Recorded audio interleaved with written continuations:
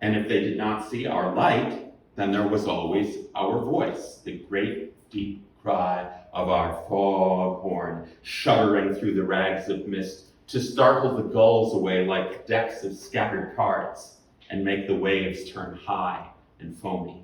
Yeah, I said, you are a good talker, thank the Lord. Well, he said, it's your turn on land tomorrow to dance the ladies around and drink gin, eh? Now, what do you think about, McDunn, when I leave you out here alone? Think about the mysteries of the sea. I was here alone when all of the fish of the sea surfaced out there. Something made them swim in and lie in the bay, sort of trembling, and stare up at the tower light going red, white, across them, so that I could see their funny eyes. I turned cold. They were like a big peacock's tail moving out there until midnight. Then, without so much as a sound, they slipped away. A cry so anguished and alone, it shuddered in my head and body. The monster cried out at the tower, and the foghorn blew. The monster roared again, and the foghorn blew. The monster opened its great toothed mouth, and the sound that came from it was the sound of the foghorn itself. Lonely and vast and far away, the sound of isolation, a viewless sea, a cold night. Very early, very quiet morning, Vinia's eyes traveled and jumped, paused and, yes, hopped along that presumptuous ladder of chalk scratches, and she heard herself whisper, 16. Someone cleared his throat.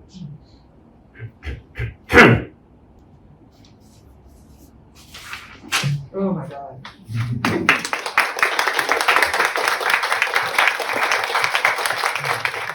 Here she was, young again, on a bridge looking into the clear waters of the Seine. And here he was, suddenly a moment later, beside her, looking down at the tides of summer flowing past. Here she was, with an aperitif in her talcum white fingers. And here he was, with amazing quickness, bending toward her to tap her wine glass with his.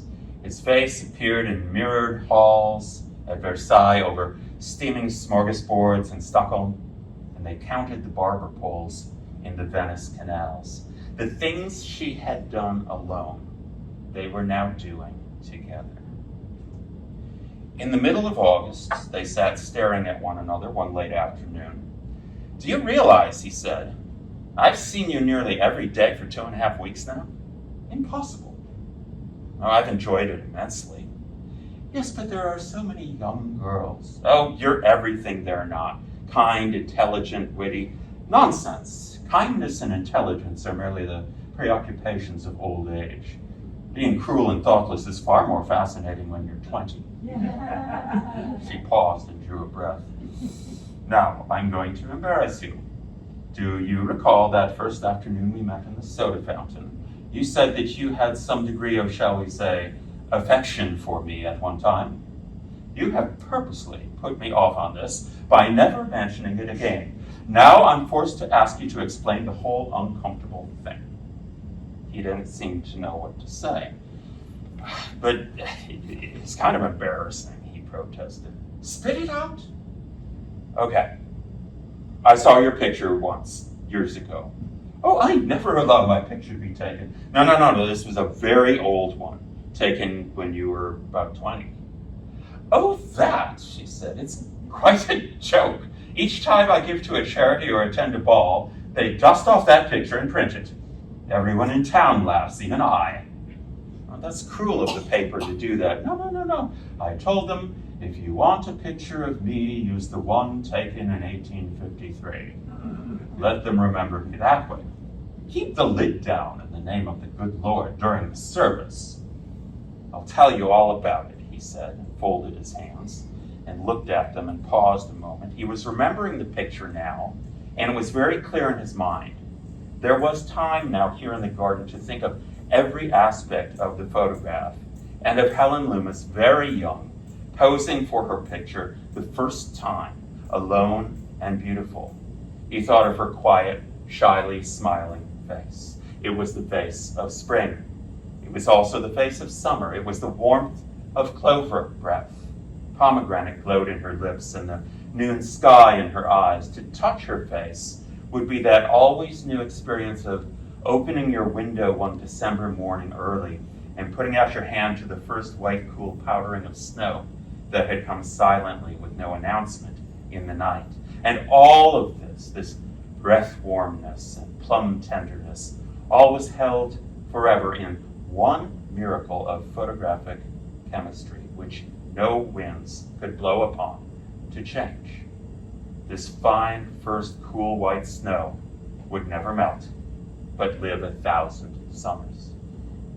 That was the photograph. That was the way he knew her.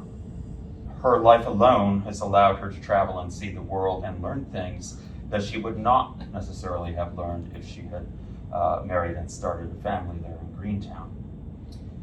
His gift to Helen is that by listening to her, he's allowing her to retake her trips, but with him. To retake them as a couple, not alone and forever alone.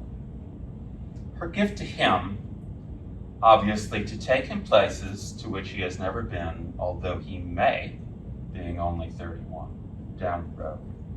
But I think her other gift to him is demonstrating to him, don't count women out. They do have a brain in their head, and it's just a matter of turning over some boards to find the right beetle, as she says. And although he thinks it's impossible because the reason she's so intelligent and charming has something to do with her age, she's kind of reminding him that women do come like this, and keep looking, but die when you're 50 so that when I come back, you'll be available. The first physical contact between them, actually the only physical contact in the story, she pats his arm, and this occurs in response to his briefly resurrecting her 20-year-old self in that photograph, an age when something more between them likely would have happened, certainly could have happened, if more is even the word. Because she has this philosophy of mind and body, where the body is a nocturnal thing and selfish, and the mind is day and sunlight and illumination. And so arguably, to have something more than that would be impossible. To have something in addition to that, that's what they're both hoping for. Next spin around. Does Helen leave her life so that Bill can live his? This is a question I ponder every time I read this piece. If she had not met him and had these wonderful afternoons, would she still be alive after this date? I'm not looking for an answer. Often fiction is about asking the right questions, and I like living with the uncertainty of that. You could say it's nostalgic writing. I think of it more as elegiac.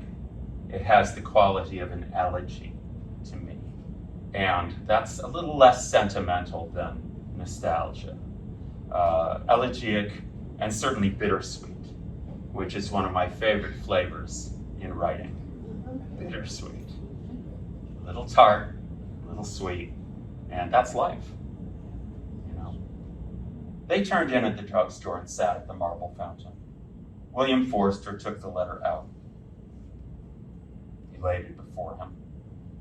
Still he did not open it. He looked out at the yellow sunlight on the concrete and on the green awnings and shining on the gold letters of the window signs across the street. And he looked at the calendar on the wall, August 28, 1928.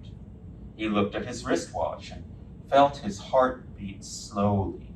He saw the second hand of the watch moving with no speed at all. Saw the calendar frozen there with its one day seeming forever. The sun nailed to the sky with no motion towards sunset whatever. The warm air spread under the sighing fans over his head. A number of women laughed by the open door and were gone through his vision, which was focused beyond them at the town itself and the high courthouse clock. He opened the letter and began to read. He turned slowly on the revolving chair. He tried the words again and again silently on his tongue, and at last he spoke them aloud and repeated them. Lime vanilla ice, please, he said. A scoop of lime vanilla ice. That's the story. That's the chapter.